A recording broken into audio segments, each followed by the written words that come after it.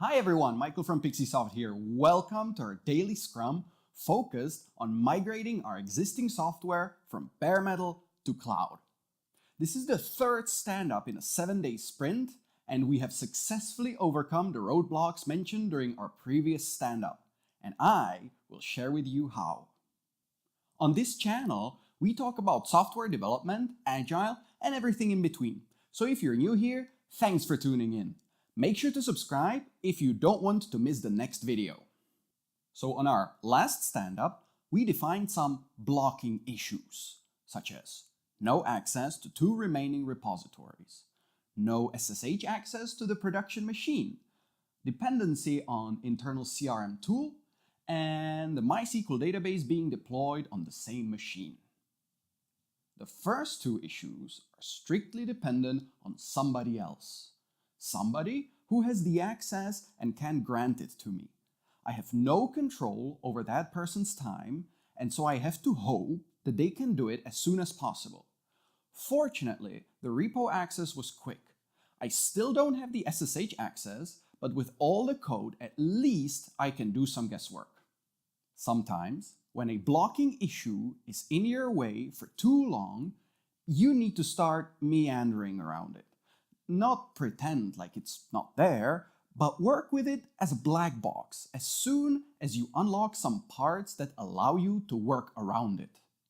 The reason I'm saying this is that the SSH access would allow me to check the structure of the deployment so that I could replicate it easily. But since I can't look, I can at least try because now I have all the code.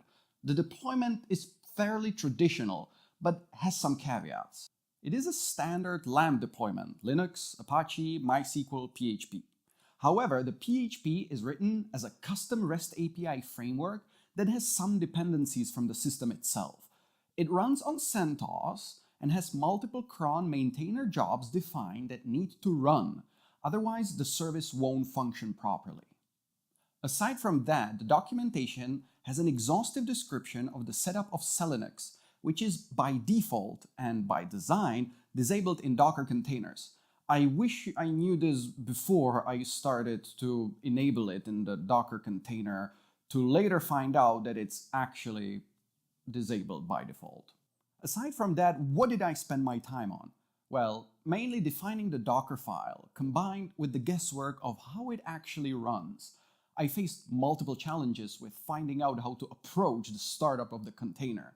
What should be the entry point, and how should the service run in the container? One particularly juicy problem was starting the Apache server on the startup. If started as a service in CentOS, the container terminated immediately. So I had to resort to starting it up as the entry point of the container itself, running on foreground so that the container doesn't stop immediately and is long-lived. Now, there were some speed bumps along the way. For instance, the documentation said that the Apache web server config should have contents as defined in the README. So I did just what it said.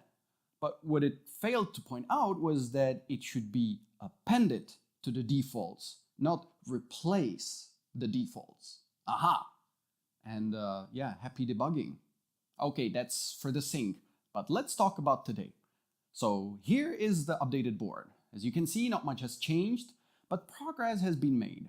You may notice there is another task that wasn't there before, and that is deploying the service in a VM by hand. At one point, I was really desperate with regards to whether or not it is even possible to run the service in Docker. But now I have more insight, and maybe this task will go to Freezebox or get deleted altogether.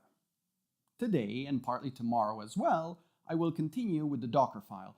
Hopefully, I'll finish the whole spinning up process sooner rather than later, because I'd like to get the whole code base consolidated, close the Git issue, add the Docker file, and just move on. So back to work now. I'll check in with you during our next daily scrum. But let's hear from you now. How do you go about discovering how an unknown code base works?